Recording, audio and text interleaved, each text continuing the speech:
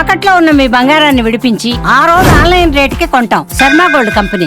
హైదరాబాద్ లోని హబ్సిగూడలో తీవ్ర విషాదం చోటు చేసుకుంది. ఒకే కుటుంబానికి చెందిన నలుగురు ఆత్మహత్య చేసుకున్న ఘటన స్థానికంగా కలకలం రేపింది.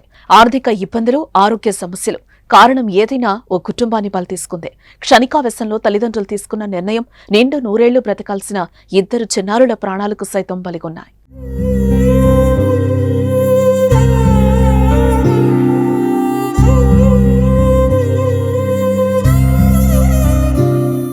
హైదరాబాద్ హబ్సిగూడ రవీంద్రనగర్లో నివాసం ఉంటున్న కె చంద్రశేఖర్ రెడ్డి కుటుంబంతో సహా బలవన్మరణానికి పాల్పడ్డారు.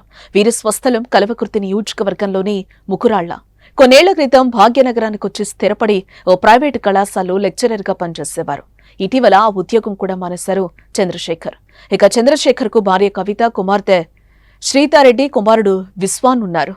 కుమార్తె 9వ తరగతి చదువుతూ ఉండగా కుమారుడు 5వ తరగతి చదువుతున్నాడు. ఎంతో ఆనందంగా, సంతోషంగా ఉండే ఆ కుటుంబంలో తీవ్ర విషాదం చోటు చేసుకుంది. కుమారుడికి విషమిచ్చి కుమార్తెకు ఉరివేసి చంపినట్లుగా తెలుస్తోంది. ఇక పిల్లలు చనిపోయారని నిర్ధారించుకున్నాక చంద్రశేఖర్ రెడ్డి, కవిత ఇంట్లోని పక్కపక్క గదుల్లో ఉరేసుకుని బలవన్మరణానికి పాల్పడినట్లుగా పోలీసులు వెల్లడించారు.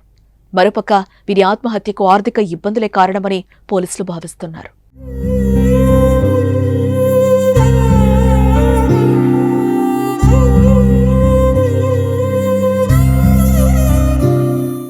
మరోపక్క ఇంటిల్లిపాది మూకుమ్మడిగా మరణించటంతో బంధువులు, కుటుంబ సభ్యులు గుండెలవిసేలా రోధించారు.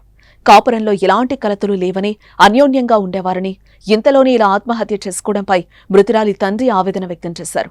పగోడికైనా ఇలాంటి కష్టం రావద్దని కంటతడి పెట్టారు. 4 మృతదేహాలను పోస్టుమార్టం నిమిత్తం పోలీసులు గాంధీ ఆసుపత్రికి తరలించారు.